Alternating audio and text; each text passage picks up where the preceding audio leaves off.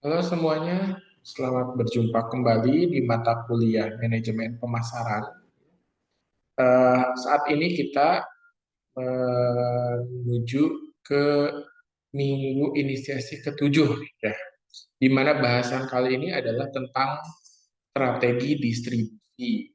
Nah, harapannya setelah mempelajari modul ini, Anda dapat menjelaskan tentang strategi distribusi dengan tepat.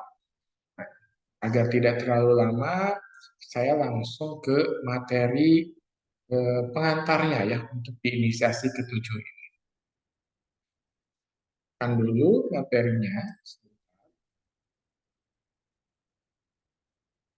Oke, ini dia materi yang hari ini ya. Jadi hari ini kita tentang saluran distribusi dan manajemen logistik. Saluran distribusi gitu ya, bagaimana suatu perantara pemasaran dapat mengurangi jumlah transaksi distribusi. Pada yang gambar yang Anda lihat di sini ada 1, 2, 3, 4 sampai 9 ya. Di mana yang gambar A ini merupakan jumlah kontak tanpa menggunakan distributor. Jadi kita perlu 9 saluran gitu ya.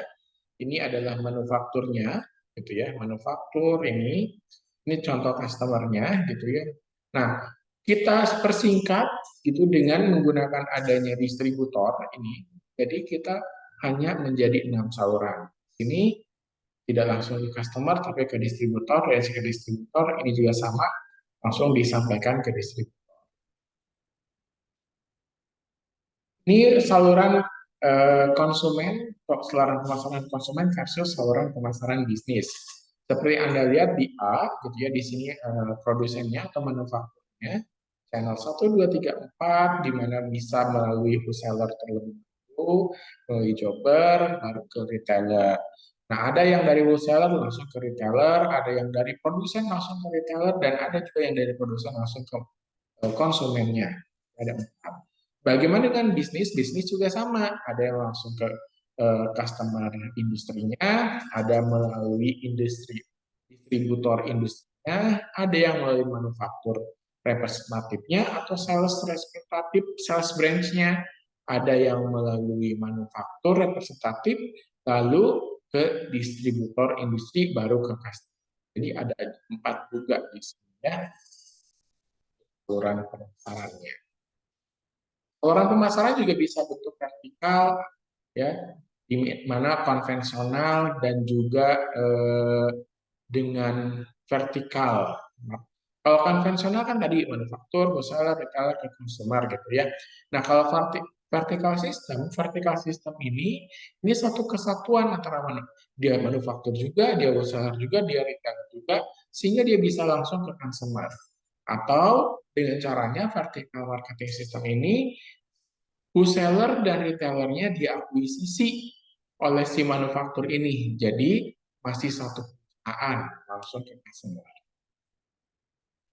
Tipe-tipe pemasaran vertikal dari vertikal marketing system ada kontraktual, vertikal marketing system ada retailer kooperatif, wholesaler, sponsor voluntary change, terus franchise organisasional, terus di bawahnya juga sama.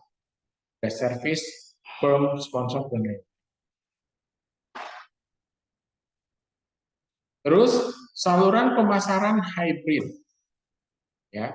Coba Anda lihat di sini dari produser itu bisa melalui katalog atau telepon gitu ya, melalui channel ini langsung ke konsumen. Atau dari produser lewat retailernya langsung ke konsumen. Dari produser lewat distributor dulu, lewat dealer, baru ke konsumen bisnis. Atau dari produser nih lewat langsung ke konsumen bisnis yang hybrid. Dia bisa ke konsumer ataupun ke konsumen bisnis. Bagaimana mengelola jaringan pasokan? Gitu ya. Giliran pasokan biasanya dari supplier ke manufaktur, resellernya baru dikirim ke retailer, baru itu sampai ke konsumen. Nah, ini sistem pengelolaannya, ya. Saluran distribusi, strategi distribusi nih. Distribusi kan produknya nih, produk dari produsen ada langsung ke konsumen akhir, ada yang ke retailer dulu, ada yang ke wholesaler dulu, baru ke retailer, terus ke konsumen, ada yang lewat agen, wholesaler ke retailer, langsung ke konsumen, ada juga lewat agen tapi dia langsung ke retailer, langsung ke konsumen. Jadi ada 5 saluran distribusi produk untuk konsumen. Kalau untuk industrial bagaimana? Nah, dari produsen ini ada 4 nih, bisa langsung konsumen bisnis, atau lewat distributor dulu, atau lewat agen terus ke distributor langsung ke konsumen bisnis, atau dari agen langsung ke konsumen. Ini tipe-tipe ini ya, macam-macam. Bagaimana dengan jasa?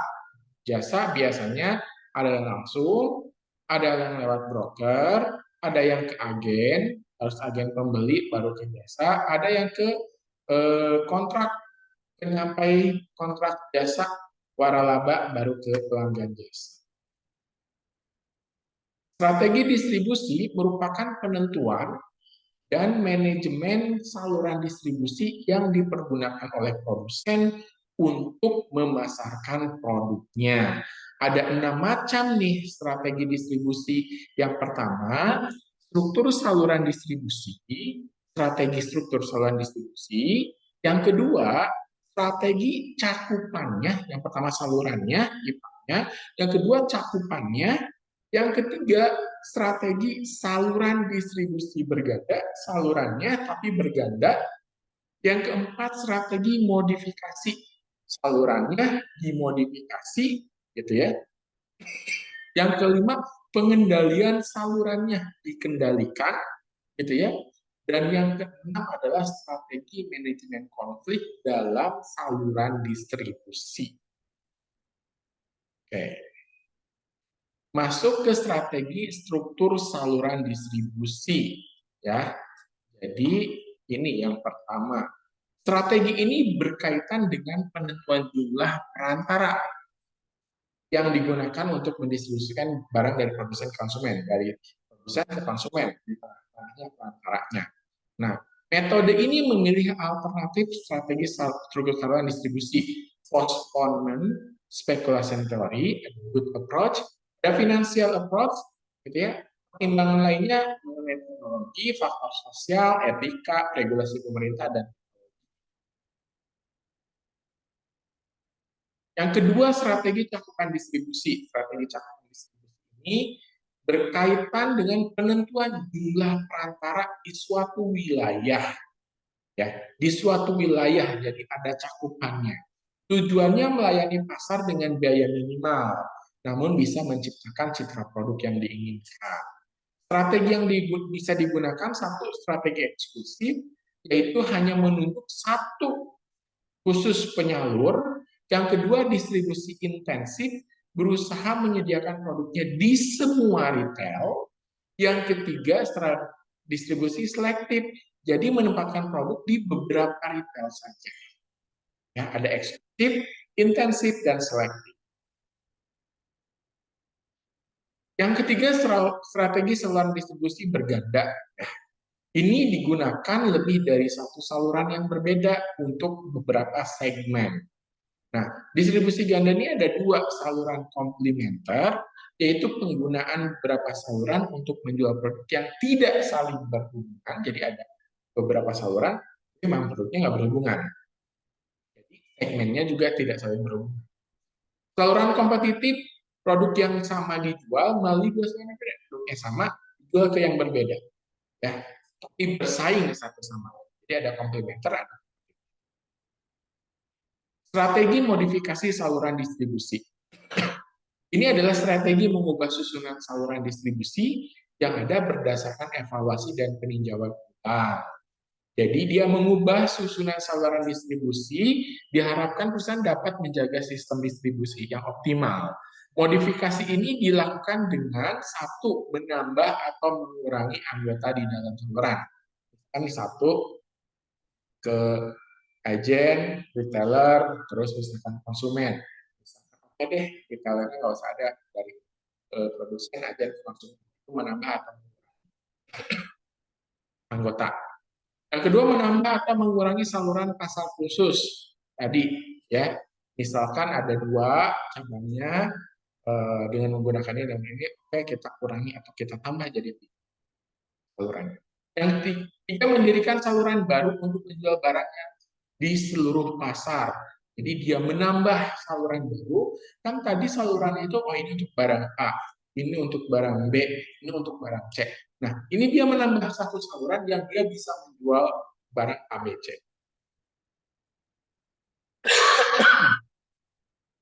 Kelima, strategi pengendalian saluran distribusi. Nah, ini digunakan untuk menguasai semua anggota dalam saluran tadi, ya. Mengendalikan kegiatan mereka secara terpusat untuk mencapai tujuan bersama.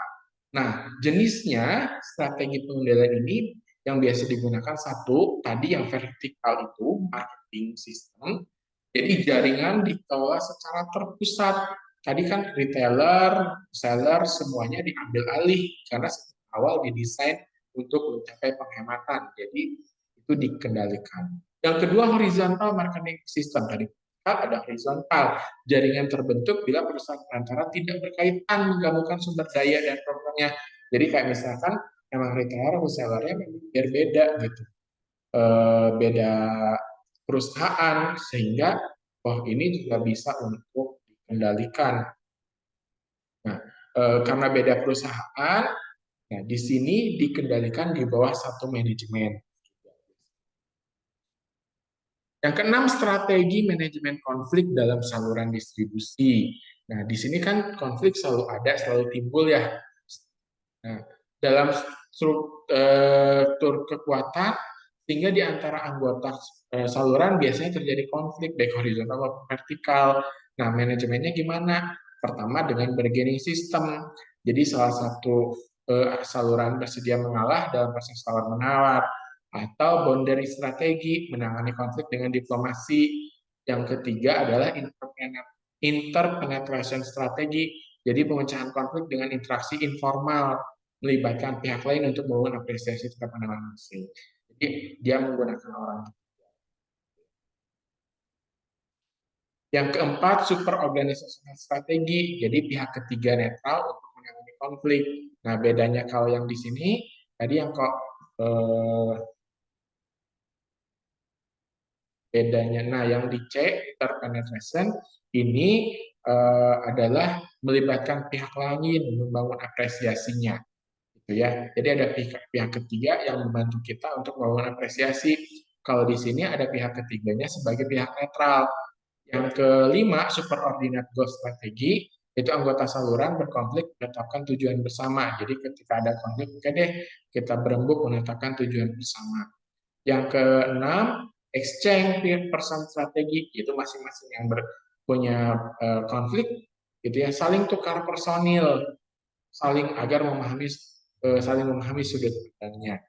Yang ketujuh, cooptation, yaitu menggunakan pimpinan organisasi lain di bawah dewan penasihat, ditempatkan di dewan penasihat. Gitu. Jadi ada organisasi lain yang memang ditempatkan di penasihat untuk mengatasi konflik. Ragam, macam-macam pengecer. Pengecer utama nih ada specialty store, gitu ya, ada department store, supermarket, convenience superstore. Nah, ini bisa kalian baca. Keputusan pemasaran pengecer nih, retail strategi, gitu ya. Jadi retailer, gitu ya, dia lihat dari marketing mix-nya, biasanya itu yang dia gunakan untuk mengambil keputusan. Oh, produknya seperti apa? Price-nya bagaimana? Promosinya, lokasinya di mana? Nah, ini juga macam-macam perkulakan nih. Ada purchasing agent, commission merchant, ini macam-macam perkulakannya. Langkah-langkah dalam utama dalam manajemen armada penjualan. Ya, pertama kalian desain dulu salesnya, sales force-nya, strateginya seperti apa, terus rekrut orang-orangnya, di training, kemudian diberikan kompensasi, ya sales people, terus udah gitu di supervise, baru di evaluasi. Ini adalah langkah-langkah utama. Hubungan antara strategi pemasaran dengan keseluruhan dengan kompensasi armada penjualan, gitu ya. Biasanya strateginya apa nih untuk memperoleh market share, ya, atau untuk solidkan market leadership menjadi market, atau untuk profit, gitu ya. Nah, kalau eh, orangnya salesperson seperti apa idealnya? Dia harus independen kalau di sini, kalau dia harus kompetitif, kalau di sini harus team player untuk memaksimalkan profit.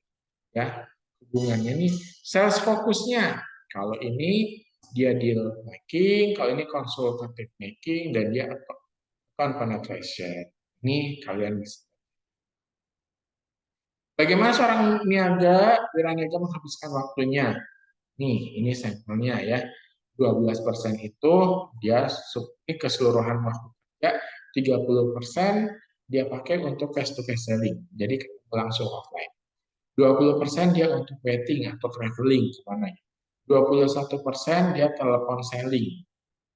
Yang 17% dia administrasi, yang 12% dia service call. Service call itu untuk pelayanan. Beda dengan telepon selling. Telepon selling ya. Langkah-langkah utama dalam penjualan efektif. Kita memprospek dulu, lalu peer approach, lalu kita dekati, setelah itu kita demokan, kita presentasikan, terus kita handle nih tujuannya apa, itu keinginannya apa, setelah itu closing dan kemudian di follow up. Nah, bagaimana masal dengan one to one marketing? Nah, ini versusnya perbedaannya. Kalau mass marketing ya yang masal customer-nya average, kalau ini individu. Kalau ini mass marketing biasanya anonim, kalau ini adalah profiling, dia tahu. Kalau yang mass marketing standar produknya, kalau ini bisa customize, itu bisa kalian. Bentuk-bentuk pemasaran langsung ada face-to-face selling, direct mail marketing, katalog marketing, telemarketing, telemarketing by phone gitu ya, direct response television marketing seperti yang di TV-TV gitu ya. Oke, telepon, silakan Anda hubungi sekarang karena barangnya akan segera habis. Gitu. Kalau kios marketing berarti di kios-kios, online marketing tadi bisa by phone, bisa by sosmed gitu ya. Kalau direct mail tadi melalui email, katalog ini menyebarkan katalog, telemarketing by phone. Ya. Bedanya kalau TV respon telemarketing itu ada audio videonya ya. Jadi pas TV-nya siarannya berlangsung. Kalau ini tidak, hanya by phone saja. Ini demografi pengguna internet saat ini. Kampanye pemasaran. Kampanye pemasaran biasanya kita menggunakan paid ad yang berbayar atau terus kita menggunakan direct mail gitu ya, mail terus outbound kita baru face to face baru lanjut komunikasi. Oke, itu sekian dari saya untuk inisiasi ketujuh ini. Jangan lupa di inisiasi ini kalian kerjakan diskusinya, kalian aktif nanti itu akan salah satu penilaian. Jangan lupa untuk mengerjakan tugas di tugas 2. Oke. Di session 5. Dan di inisiasi ketujuh juga ada tugas. Silakan dikerjakan. Terima kasih, sampai bertemu di inisiasi 8, yaitu inisiasi. Sampai jumpa.